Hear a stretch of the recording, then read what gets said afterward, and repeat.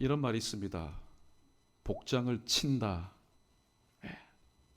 참 이 무엇인가 있긴 있는데 말할 수도 없고 해결할 수도 없는 속에서 꽉 막힌 그런 경우가 없지 않아 있습니다. 한 사건을 두고 그 현장에 사람이 있었음에도 불구하고 똑같은 말을 해야 되는데 한 사람은 이 말을 하고 한 사람은 저 말을 합니다. 똑같은 상황을 보고도 엇갈린 반응이 있을 때에 사람들은 헷갈리기가 쉽습니다. 때로는 목소리 큰 사람의 말에 귀를 기울일 수가 있습니다. 우리는 이 사실을 알아야 됩니다. 한 상황 가운데 있을 때, 한 현장 가운데 있을 때 어떤 사람은 말이 좀 어눌할 수가 있습니다. 그리고 표현력이 좀 부족할 수가 있습니다. 그런데 만약에 그가 진리를 말하고 있다면, 진실을 말하고 있다면, 반면에 한 현장 가운데 있었지만은 그 사람은 앞선 사람보다 똑똑합니다. 언변이 얼마나 좋은지 모릅니다. 그 사람은 콩을 가지고 매주라고 하여도 사람들이 믿을 만합니다. 근데 그 사람이 만약에 진실을 말하지 않고 거짓을 말한다면 오늘 우리는 누구의 말을 여러분 따르겠습니까? 참 애매모호할 때가 많습니다. 오늘 본문에도 그런 사건들이 솔로몬이 왕이 된 지 얼마 되지 않은 그 통치 기간에 일어났습니다.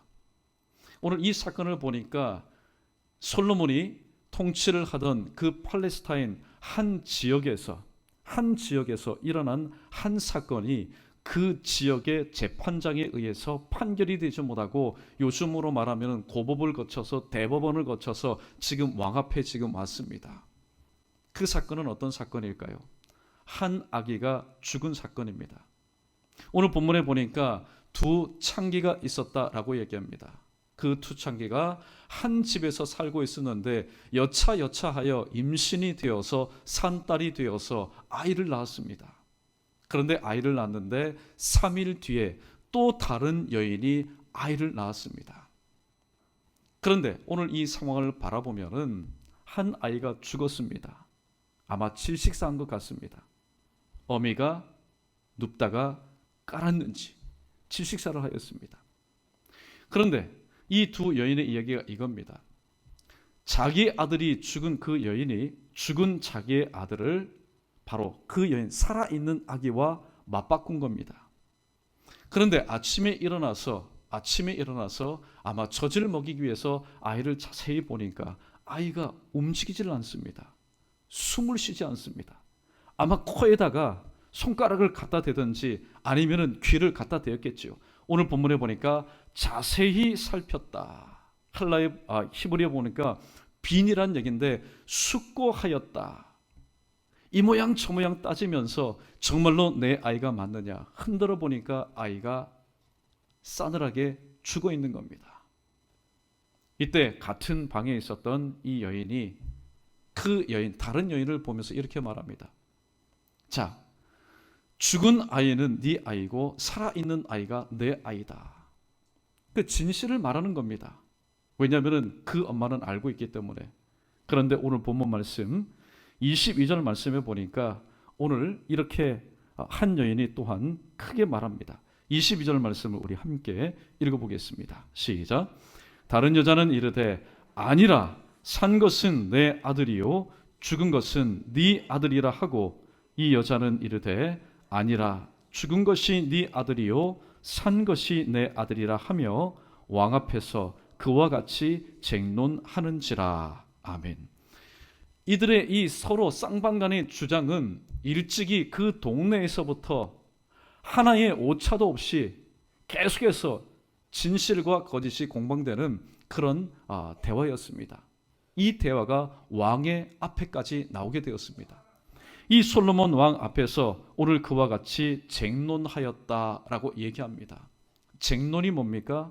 쟁론은 바로 어떠한 사건을 가지고 자기의 주장을 끝까지 관찰하기 위해서 계속해서 자기의 주장을 고집하는 것, 이것을 가리켜서 쟁론이라고 얘기합니다. 그런데 오늘 본문의 말씀 보면은 솔로몬 왕이 입을 열기 직전까지는 계속해서 쟁론만 오고 갑니다. 그 얘기가 뭡니까? 간단 심플한 겁니다. 한 여인은 말합니다. 살아있는 아기가 내 아기요, 죽은 아기가 바로 네 아기다. 또 다른 여인은 말합니다. 아니야, 죽은 아기가 네 아기고 살아있는 아기가 바로 내 아기다. 그런데 오늘 본문의 상황을 여러분 염두에 둬보십시오. 오늘 이 본문, 물론 오늘 같은 그런 매스컴이 있지 않은 그런 시대였기 때문에 뭐 더 자세히 상황은 말씀할 수 없지만은, 만약에 오늘 같은 상황이었다면 아마 전국적으로 생중계가 되었을 겁니다. 솔로몬 왕이 있고 두 여인이 있고 살아있는 아기가 그 가운데 있고 주변에 많은 대신들, 또 법조계 많은 사람들. 사실 법조계에 있는 재판관들도 그 자리에 있으면 못합니까? 만약에 판결 내릴 것 같으면 왕 앞에 오지도 않을 겁니다. 이미 그 자리에서 다 깨끗하게 정리했을 겁니다. 그런데 자신들의 머리, 자신들이 지금까지 팔레스타인에서 있던 모든 조례와 모든 판례를 총동원하였지만은 이런 경우 어떻게 판결을 내릴지 잘 알지 못하였기 때문에 특별히 법조계에 있었던 재판장들도 그 자리를 가득 채웠을 겁니다. 그리고 성 안팎을 위시해서 많은 백성들이, 야, 솔로몬 왕이 어린데 지금 이 사건은 이스라엘 역사상, 개국 역사상 이러한 판결에 대한 조례가 없는데, 판결 예가 없는데 우리 어린 왕은 어떻게 이것을 해결할 것인가? 온통 관심이 그날만큼은, 그 시간만큼은 이 솔로몬 왕에게 집중되었다는 것을 우리가 염두에 둘 수 있습니다. 자, 이때 오늘 23절에 보니까 솔로몬 왕, 비록 어린 왕이었지만은 이 솔로몬 왕이 왕좌에서 이 상황을 이렇게 정리를 하고 있습니다. 13절 말씀 함께 읽어보겠습니다. 시작. 왕이 이르되 이 여자는 말하기를 산 것은 내 아들이요 죽은 것은 네 아들이라 하고, 저 여자는 말하기를 아니라 죽은 것이 내 아들이요 산 것이 내 아들이라 하는도다 하고. 오늘 솔로몬 왕이 생각할 때에 그 마음 가운데 이미 판단이 선 겁니다. 어떤 판단이 있었습니까? 둘 중에 하나는 100% 어떻게요? 거짓말장이라는 거죠. 오늘 우리는 이것을 쉽사리 우리 주변에서 잘 알고 있습니다. 특별히 정치 공방을 하는 걸 보면은, 물론 판결은 나중에 나겠지요. 진실은 살아있으니까. 그리고 무엇보다도 판결이 더디 난다 할지라도 하나님은 알고 계시기 때문에. 한 사건입니다. 그 자리에 있었는데 한 사람은 맞다라고 얘기하고 한 사람은 아니라고 얘기합니다. 검찰은 이 사람의 말과 이 사람의 말을 샅샅이 다 조사합니다. 집도 압수수색하고 회사도 압수수색하고 관련된 모든 것을 압수수색합니다. 그러나 아직까지 공방 중에 있는 그런 사건들이 얼마나 많이 있습니까? 그러나 이 솔로몬 왕의 마음에는 확신이 선 겁니다. 100% 한 사람은 진실을 말하고 또 한 사람은 거짓을 말한다는 사실을 알고 있었습니다. 그래서 오늘 24절과 25절에 보니까 오늘 재판관들도 지금까지 한 번도 이렇게 조치를 내리지 않았는데 오늘 그 어린 왕 솔로몬 왕이 이렇게 조치를 내리는 것을 바라보면서 그 법정 안에 있는 사람들이 깜짝 놀라게 됩니다. 왜냐하면 그것은 충격적인 사건이었기 때문입니다. 24절과 25절에 보니까 또 이르되 칼을 내게로 가져오라 하니, 이게 만약에 고기 덩어리라면은 쑥 썰어 가지고 나눠줄 수 있겠습니다. 그러나 지금 살아있는 아이 아닙니까? 태어난 지 지금 얼마 되지 않는, 한 10일도 채 되지 않는 핏덩이를 가운데다 두고 칼을 가져오라고 말합니다. 칼을 왕에게로 가져왔습니다. 25절에 보니까 오늘 솔로몬 왕이 이렇게 말합니다. 자, 우리 솔로몬 왕의 마음으로 우리 한번 읽어보겠습니다. 25절입니다. 시작. 왕이 이르되 산 아이를 둘로 나누어 반은 이 여자에게 주고 반은 저 여자에게 주라. 이 솔로몬 왕 앞에 있는 두 여인도 마찬가지고 이 모든 것을 지금까지 쭉 지켜보고 있는 사람들도 마찬가지입니다. 왕이 혹시 실성하지 않았는가? 왕이 너무나 이 중압감 때문에 혹은 오판하지 않았는가? 왜냐하면 이 솔로몬 왕의 이 말은 너무나도 충격적이었기 때문입니다. 오늘 우리는 이 사실을 분명히 깨달을 수 있어야 됩니다. 무엇입니까? 오늘 지금까지 이 되어진 일을 통하여서 그 자리에 배석한 여러 명의 재판장들, 그들은 지금까지 이런 일들이 있었던 것도 없었고 또 이런 일들에 대한 판단도 없었지만은 이 솔로몬 왕이 행하는 이 모든 것을 바라보면서 그들은 입은 있었지만은 말을 할 수가 없었습니다. 자, 왕이 어떻게 이 모든 것을 처리할 것인가? 26절의 말씀을 보니까 이 솔로몬 왕의 판결 내용문을 들은 이 두 여인의 반응이 이렇게 엇갈리게 나타나고 있습니다. 26절 보면은 그 산 아들의 어머니 되는 여자가 그 아들을 위하여 마음이 불붙는 것 같아서, 만약에 왕의 판결대로 하면은 내 사랑하는 아들이 몸뚱아리가 둘로 쪼개져서 결국에 내 품에 돌아봐도 어떻게 해요? 반쪽짜리, 그 반쪽짜리도 살아있는 것이 아니라 죽은 시체로 내게 돌아오게 될 것인데 그런 일이 도저히 있어서는 안 되겠다라는 겁니다. 오늘 특별히 여기에 어머니 되신 우리 여성도님들이 많을 겁니다. 여러분, 내가 사랑하고 내가 아끼는 것도 오늘 또 잘못된 그런 판단에 의해서 내 것이 되지 못할 때의 그 마음이 얼마나 여러분 속이 상하고 마음이 타겠습니까? 그런데 이 아이가 첫 아들인지 맏아들인지 막는지는 모르겠지만은 하나님께서 허락하신 이 생명이 오늘 또 왕의 판결에 의해서 지금 몸이 둘로 쪼개질 판국에 오늘 그 아들의 어미 된 생모는 그 마음이 불붙는 것 같아서 왕에게 이렇게 간청을 합니다. 지금까지는 무엇이라고 주장했습니까? 살아있는 아들이 내 아들이요 죽은 아들이 네 아들이다. 그저 원론적인 얘기만 하였는데 이제는 정말로 마음이 불붙는 것 같아서 오늘 이렇게 말합니다. 내 주여, 내 주여. 산 아이를 그에게 주고 아무쪼록 어떻게 해요? 죽이지 말게 해 주십시오. 왕이여, 오늘 또 살아있는 채로 저 여인에게 주십시오. 만약에 살아있다면 저 여인의 손에 의해서 길러진다 할지라도 내가 그냥 보면 되지 않습니까? 저 아이가 죽기를 원치 않습니다. 아마 이 상황은 그 자리에 있는 사람들이 정말로 가슴이 뭉클하고 눈물 없이는 볼 수 없는 애절한 절규로 오늘 그 아들의 생명 구원을 위해서 지금 왕에게 호소하는 어미 생모의 모습을 우리는 발견하게 됩니다. 그런데 이와는 달리 다른 여자, 거짓말하는 이 다른 여자는 말하기를 내 것도 되게 말고 네 것도 되게 말고 나누게 하라. 과연 진짜 어머니라면은 이렇게 말할 수 있을까요? 어머니뿐만이 아니라 아버지도 마찬가지입니다. 자식이 지금 반이 갈려서 죽게 됩니다. 내 것이 된다 할지라도 그것은 죽은 아들입니다. 그런데 오늘 다른 여자는 이렇게 말합니다.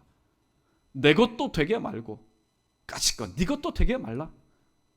우리 똑같이 반불하자. 오늘 이럴 때에 오늘 27절에서 솔로몬 왕이 판결문을 읽은 뒤에 보인 이 두 여인의 반응을 바라보면서 오늘 솔로몬이 마지막 최종 판결을 이렇게 내렸습니다. 27절 말씀 함께 읽어보겠습니다. 시작. 왕이 대답하여 이르되 산 아이를 저 여자에게 주고 결코 죽이지 말라. 저가 그의 어머니이니라 하매. 아멘. 어떻게 어린 솔로몬 왕이 이런 판결을 내릴 수가 있었을까요? 어떻게 이런 판결을 내릴 수 있었을까요? 우리는 오늘 본문 앞에 있는 한 사건을 우리가 기억할 수 있어야 됩니다. 당시에는 솔로몬이 만든 성전이 건축되기 이전이었기 때문에 산당이라는 것이 존재했습니다. 그것도 기브온의 그 큰 산당에서 솔로몬 왕이 1000번제를 드렸습니다.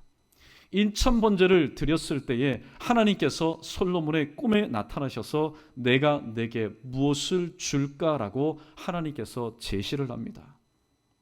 그때 이 어린 솔로몬 왕이 무엇이라고 하나님 앞에 기도하였습니까? 하나님, 저에게 듣는 마음을 주십시오. 레브 쇼메아, 저에게 듣는 마음을 주십시오. 그래서 주의 백성을, 나의 백성이 아니라 주의 백성을 선악간에 판결하게 해 주십시오 라고 하나님 앞에 구하였습니다. 이때 이 기도를 들으신 하나님께서 그 마음에 합하였기 때문에, 그 마음에 흡족한 기도였기 때문에 너는 더 이상 수도 구하지 않고 부도 구하지 아니하고 오직 나의 백성을 잘 분별할 수 있는 듣는 마음을 내게 구하였구나. 그러므로 이제 내가 너에게 부와 영광도 너에게 주겠다. 하나님께서 그렇게 어린 솔로몬 왕에게 말씀하신 한 사건이 기록되어 있습니다. 그러나 이것은 하나님과 솔로몬 왕과의 1대1의 관계였기 때문에 일반 백성들은 솔로몬 왕이 이것을 구하여서 하나님께로부터 듣는 마음을 받았다, 지혜로운 마음을 가졌다라는 것을 알 리가 없었습니다. 이러한 사건 직후에 어떤 일이 왕 앞에 오게 되었습니까? 서두에 말씀드린 것처럼 두 창기가 있었는데 두 아들을 낳았는데 한 아이가 질식사함으로 인해서 두 여인이 살아있는 아이가 내 아이다, 죽은 아이가 네 아이라는 이런 진실 공방의 문제가 왕 앞에 오게 된 겁니다. 어떻게 보면은 이 솔로몬 왕, 어린 솔로몬이 왕이 되었을 때에 물론 하나님께서 세우신 왕이었기 때문에 위하고 어떻게 하면은 하나님의 통치대로 잘할까, 그렇게 위하는 사람도 있었지만은 어렵기 때문에 무엇이 가능할까? 아마 위하는 쪽이 아니라 위하지 않는 쪽에서 바라보는 사람들도, 시각들도 참 많았을 겁니다. 그때 바로 이 사건이 올라온 겁니다. 그러나 오늘 솔로몬 왕은 이 사건을 오늘도 잘 해결할 뿐만이 아니라 지혜롭게 해결할 수 있었습니다. 27절에 보니까 왕이 대답하여 이르되, 여러분 말씀을 한번 보십시오. 저를 보지 마시고 27절에 왕이 대답하여 이르되, 저는 이것이 보입니다. 무엇이 보일까요? 왕이 대답하기 전에 바로 오늘 3장 9절에 나와 있는 것처럼 듣는 마음을 종에게 주사 주의 백성을 재판하려 선악을 분별하게 하옵소서. 먼저 하나님 앞에 기도하고 하나님 앞에 구하고 대답하여 이르되, 산 아이를 저 여자에게 주고 결코 죽이지 말라. 바로 저가 그의 어머니이다라는, 오늘 이 땅 가운데 아마 법조계에 있는 모든 법조문을 다 샅샅이 훑어도 이러한 명재판, 이러한 지혜로운 재판, 판결이 없을 정도로 오늘 이 솔로몬 왕은 이 사건을 하나님의 지혜를 통하여서 잘 판결할 수 있었다라고 말씀하고 있습니다. 시편 111편 10절에 보면은 이런 말씀이 기록되어 있습니다. 여호와를 경외함이 지혜의 근본이라. 그의 계명을 지키는 자는 다 훌륭한 지각을 가진 자니 여호와를 찬양함이 영원히 계속되리로다 라고 말씀합니다. 오늘 지혜의 근본, 무엇이 지혜의 근본입니까? 하나님을 경외함이 지혜의 근본이라고 말씀하고 있습니다.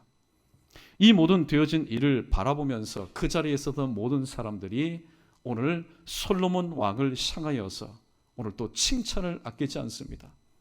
그러나 오늘 저와 여러분 우리 모두는 솔로몬 왕을 바라볼 것이 아니라 우리의 모든 시선을, 이 모든 것을 허락하시고 지혜롭게 판결하게 하신 바로 우리의 재판장이신 하나님께 우리의 모든 시선을 옮겨 드릴 수 있어야 됩니다. 마지막으로 우리 28절 말씀 함께 읽어보겠습니다. 시작.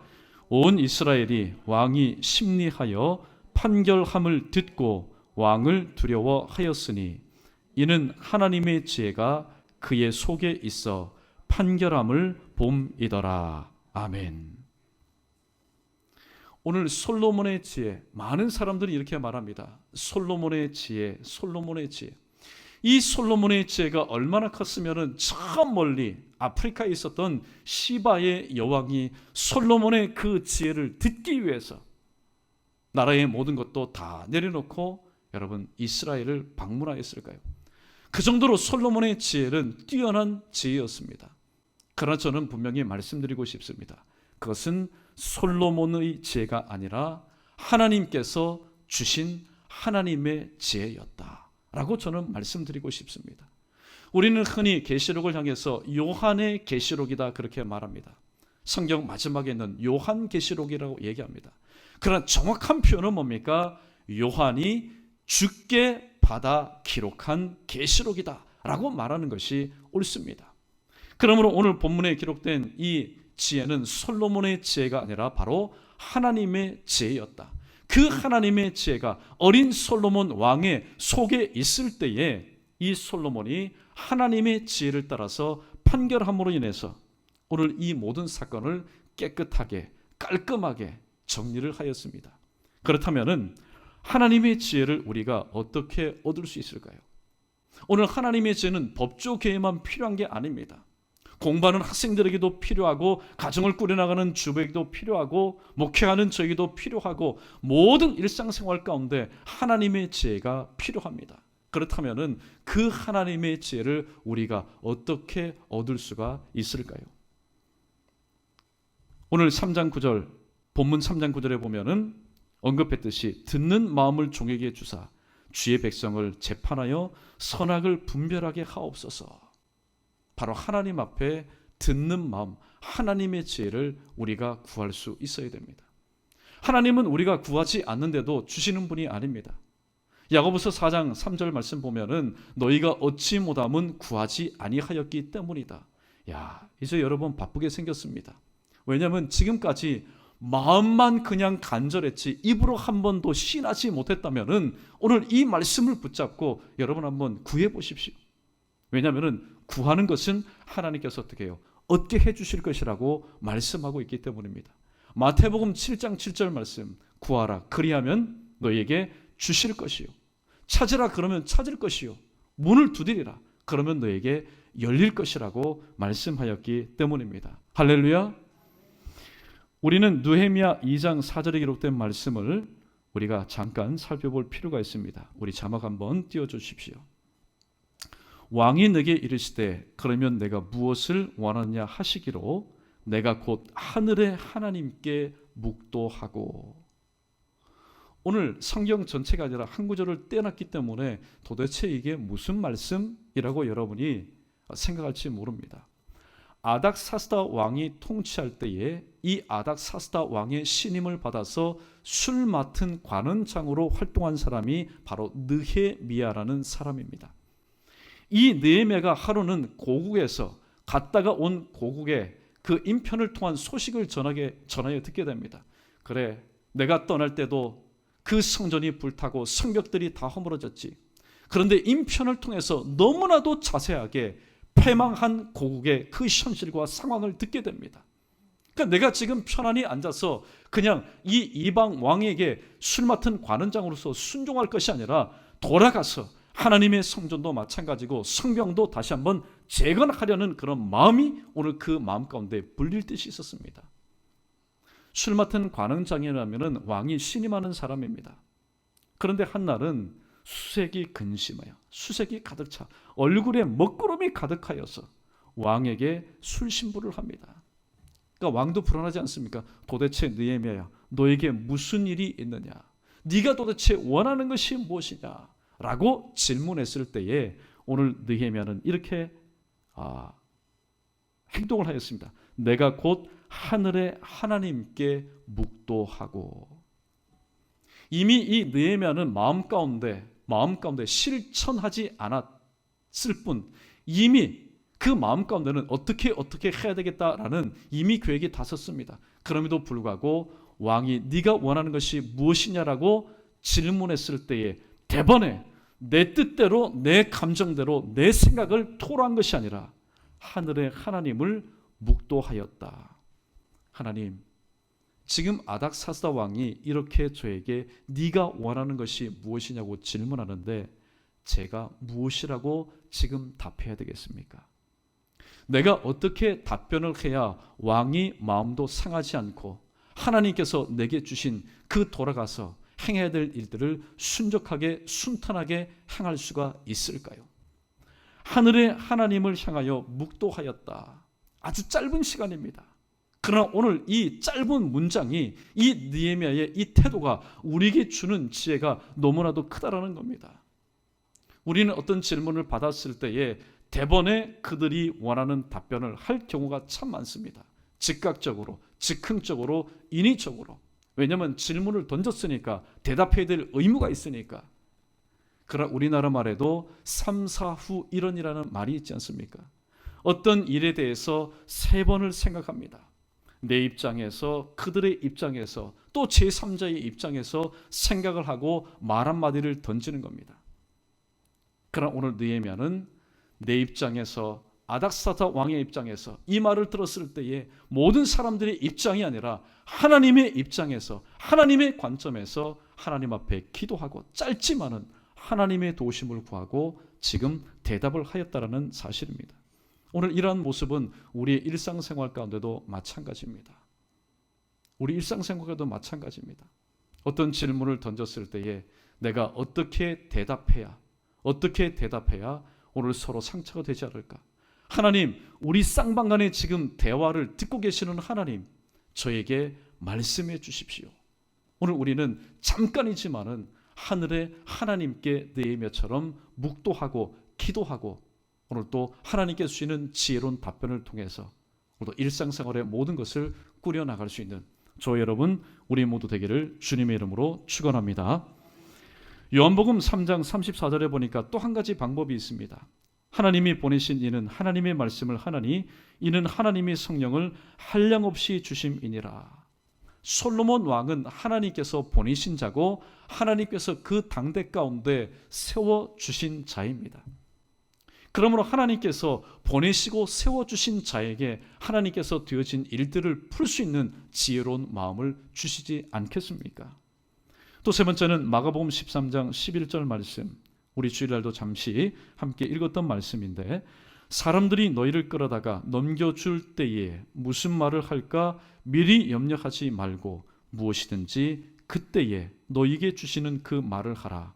말하는 이는 너희가 아니요 성령이시니라. 아멘. 오늘 지금 솔로몬 왕이 27절 말씀 보니까 왕이 대답하여 이르되, 우리는 그냥 솔로몬 왕이 이 모든 것을 듣고 보고 판단하여서 솔로몬 왕이 말한 것 같지만은 이 솔로몬 왕은 이미 듣는 마음으로 인해서 충만한 사람이었습니다. 그러니까 이 답변은 솔로몬 왕의 답변이 아니라 누구의 답변이었습니까? 이 모든 것을 감찰하고 계시는, 진실이 무엇인지 거짓이 무엇인지를 한치의 오차도 없이 정확하게 판단하시는 하나님의 음성이 누구의 입을 통해서요? 솔로몬의 왕을 통해서 나타난 것 뿐이라는 사실입니다. 마지막으로 사무엘하 12장 24절로 25절 말씀에 보면은 다윗이 그의 아내 바세바를 위로하고 그에게 들어가 그와 동침하였더니 그가 아들을 낳음에 그 이름을 솔로몬이라 하니라. 여호와께서 그를 사랑하사 선지자 나단을 보내 그의 이름을 여디디아라 하시니 이는 여호와께서 사랑하셨기 때문이더라 라고 말씀합니다. 우리는 솔로몬이라는 이름에 대해서는 굉장히 익숙합니다. 솔로몬이 누굽니까? 다윗의 아들입니다. 밧세바와의 사이에서 나온 두 번째 아들입니다. 첫째 아들은 하나님께서 오늘 거둬가셨습니다. 둘째 아들이 솔로몬입니다. 솔로몬은 누가 지은 이름입니까? 다윗이 지어준 이름입니다. 그런데 하나님께서 이 솔로몬을 얼마만큼 사랑하시고 이 솔로몬을 통해서 받으실 영광이 크셨기 때문에 하나님께서 직접 또 다른 이름을 지어주셨는데 그 이름이 생소하지만은 바로 여디디야라는 말입니다. 이 여디디야라는 말은 뭡니까? 하나님의 사랑을 입은 자라는 말씀입니다.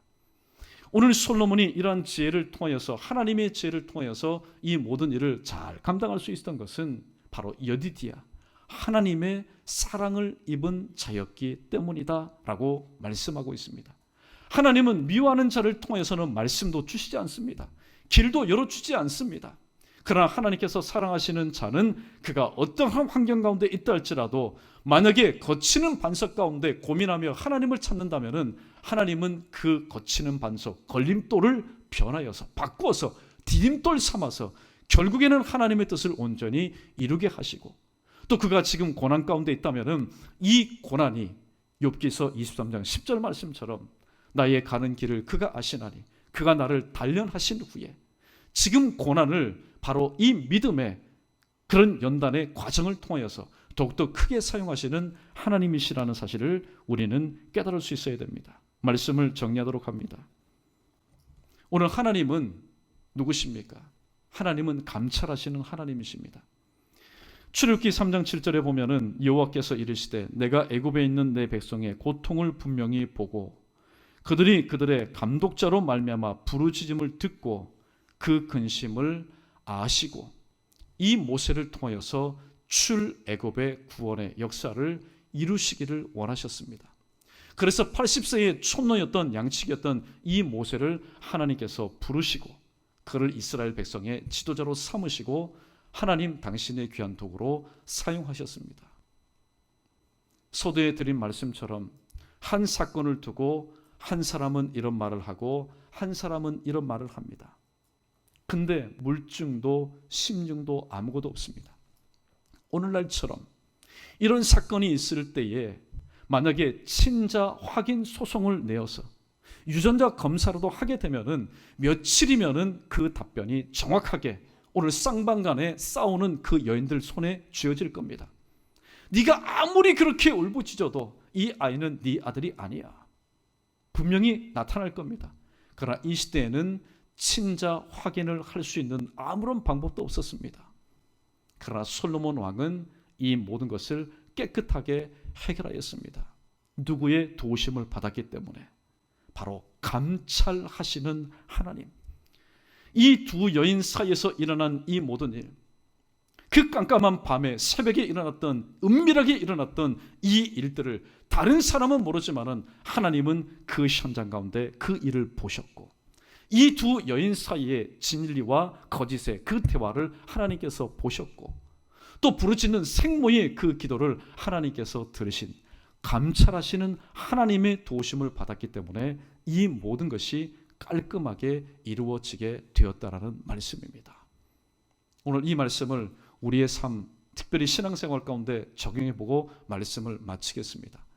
신앙생활 하다 보면은 하나님만이 아시고 내가 아는, 때로는 오해가 되고, 때로는 그것이 거짓이 되고, 때로는 그것이 소리 소문이 되어서 우리를 아프게 하는 일들이 참 많습니다. 그때 우리는 어떤 일들 가운데, 어떤 상황 가운데 길들여져 있습니까? 목소리 큰 사람이 그렇게 얘기하니까, 또 다수의 사람이 그렇게 얘기하니까 이것이 진리일 것이다라고 우리는 그렇게 생각하는 일들이 참 많습니다. 그러나 오늘 모든 일들은 하나님께서 판결 내리시기까지는 우리는 침묵하면서 하나님 앞에 지혜를 구해야 됩니다.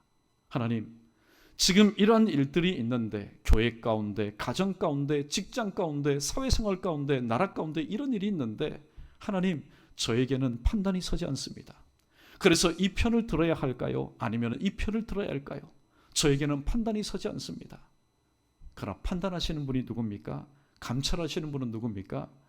그 현장의 모든 일을 보셨던 하나님, 지금도 보고 계신 하나님, 그리고 모든 것을 아시는 하나님, 무엇이 진실인지 무엇이 거짓인지 아시는 하나님, 그리고 그를 위해서 이 고난을 통해서 부르짖는 자의 기도를 들으시는 하나님, 그 하나님께서 오늘도 말씀하시는 대로, 또 내 안에 계시는 성령 하나님께서 말씀하시는 대로 오늘도 우리가 행동하고 우리가 말을 하게 된다면 또 그러한 삶의 현장 가운데서는 아무런 문제가 일어나지 않습니다.